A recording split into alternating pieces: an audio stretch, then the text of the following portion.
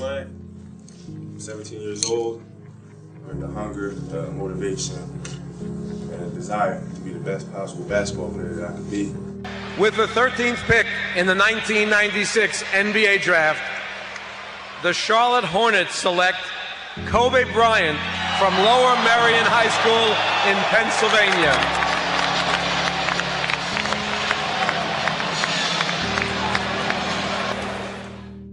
I had a purpose. I wanted to be one of the best basketball players to ever play.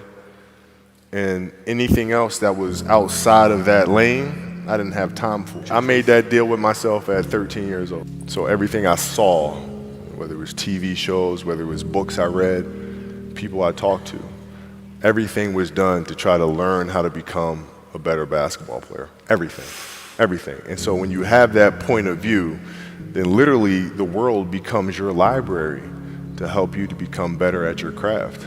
So at 13 years old, I had a I had a kill list. And so, you know, they used to do these rankings. It was Street and Smith basketball rankings.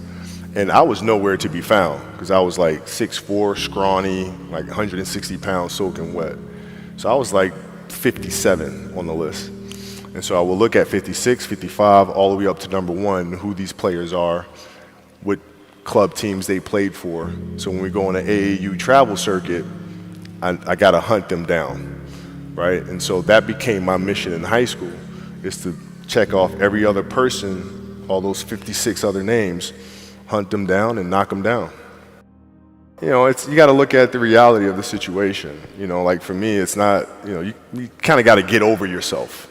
Like, it's not about you, man. Like, okay, you feel embarrassed. You're not that important. Like, get over yourself. That's where you go. Get over yourself, right? Like, you're worried about how people may perceive you, and like you're walking around and it's embarrassing because you shot 5 air balls. Get over yourself, right? And then after that, it's okay, well, why did those air balls happen? Got it. High school, year before, we played 35 games, max, right? Week in between, spaced out. Plenty of time to rest. In the NBA, it's back to back to back to back to back to back to back. I didn't have the legs. So you look at the shot, every shot was online. Every shot was online, but every shot was short. Right? I got to get stronger. I got to train differently. The weight training program that I'm doing, I got to tailor it for an 82-game season so that when the playoffs come around, my legs are stronger and that ball gets there. So I look at it with rationale. Say, okay, well, the reason why I shot air balls is because my legs aren't there. I go, well, next year they'll be there. That was it. Done. So many guys tell stories about your work ethic. Yeah. What was really your work ethic like, and for how long did you stay disciplined? Well, I mean, every day. I mean, since 20 years. I mean, it was an everyday process and trying to figure out strengths and weaknesses. For example, jumping ability. Man, my vertical was a 40. It wasn't a 46 or a 45. My hands are big, but they're not massive, right? So you got to figure out ways to strengthen them so your hands are strong enough to be able to palm a ball and do the things that you need to do. Quickness, I was quick, but not insanely quick. I was fast, but not ridiculously fast, right? So I had to rely on skill a lot more. I had to rely on angles a lot more. I had to study the game a lot more.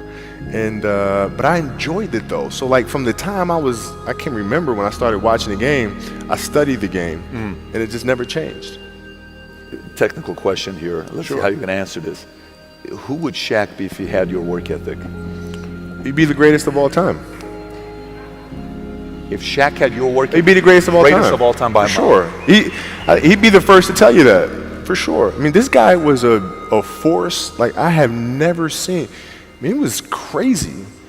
You know, a guy at that size, generally guys at that size are a little timid and they don't want to be tall. They don't want to be big. Man, this dude he did not care. He was mean. He was nasty. He was competitive. He was vindictive. I mean, I wish he was in the gym. I would have had fucking 12 rings. What is the conversational life like with your wife and kids to say, listen, this is what I'm doing? How did that conversation go? Well, with the kids, it's different. So like the communication with our children is that Pops is working hard. This is the level of attention to detail you need to have in everything you do. So it's setting the example. Same thing with my wife. My wife's a stay-at-home wife. It's the hardest job, man. Right? So she works really hard at that. I mean, it's, and so her attention to detail with that as well are examples for our children. And then for my wife, it's, she's as competitive as I am. So she's like, listen, man, if you're going to be out here training 8 hours a day, if you're going to spend 9 months out of the year away from your family, you better fucking win the championship. But it's a balancing act. And that's the thing that's important, is understanding that we have to have so much energy. Because for like Natalia and Gianna when they were babies, especially Natalia because she was doing prime years, and I go to practice and I'd train and I'd play the game and I'd come home and I'd be sore and I'd be tired. And she wants to go swimming, she wants me to take her to the park, she wants to just jump on my back or whatever the case may be. You can't say, I'm too tired, I'm going to lay down. That's not fair. She don't know what the hell's going on, right? And if this was a game, you'd suck it up and play. I played games with the flu. I played games with 102-degree fever, man. Powerful. You can't do that. That is so powerful. Right? Man. You got to be on, man. Is there a story where it's like, no one knows about, where you went and played a game and it was so insane for whatever reasons? No sleep. You played a game with zero sleep. Zero sleep. Zero sleep. It's like, kids, Natalia had a certain, health situation or what have you, and you're staying up all night, and then you got to go out and perform because fans don't know, teammates don't know, nor do they care, nor should they, that you've been up all night. You got to perform, right? And so you just got to go to work, man. You got a lot of people paying their hard-earned money to come watch you perform. It's your job to be in shape. It's your job to be strong enough to perform at that level every single night. And as a competitor, I'm not ducking shit. Like, it's not, oh my God, my back hurts, I'm sore, we got to play Vince Carter and Toronto Raptors tonight. We actually had this happen. We had a game against Toronto in 2000, and Vince was tearing the league up. My back was jacked. But like the perception of that, like, what?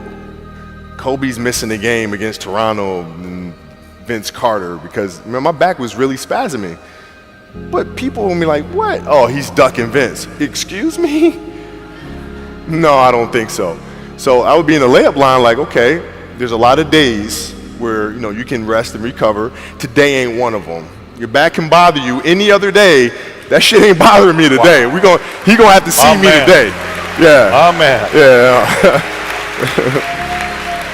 You're playing against the Golden State Warriors. Score is 107-109. You guys are close to getting into the playoffs.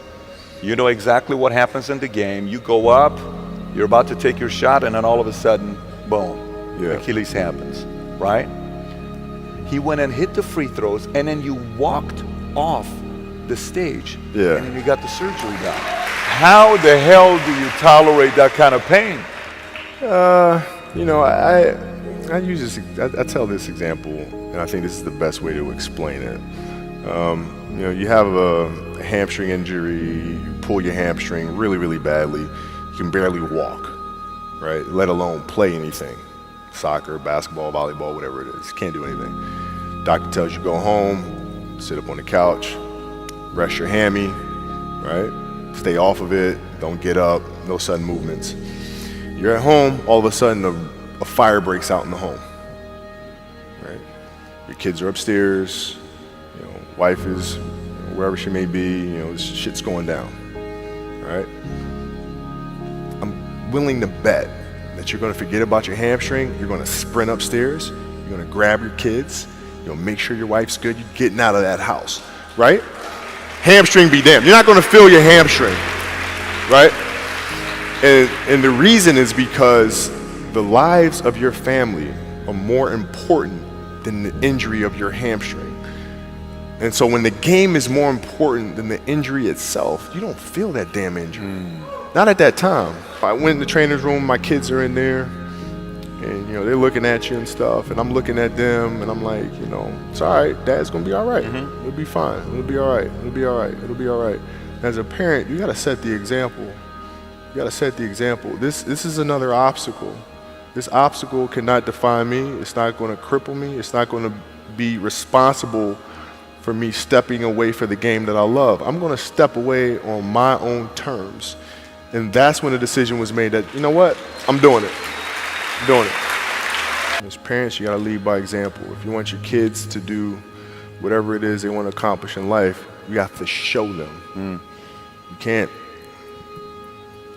You got to show them. And that's what I tried to do.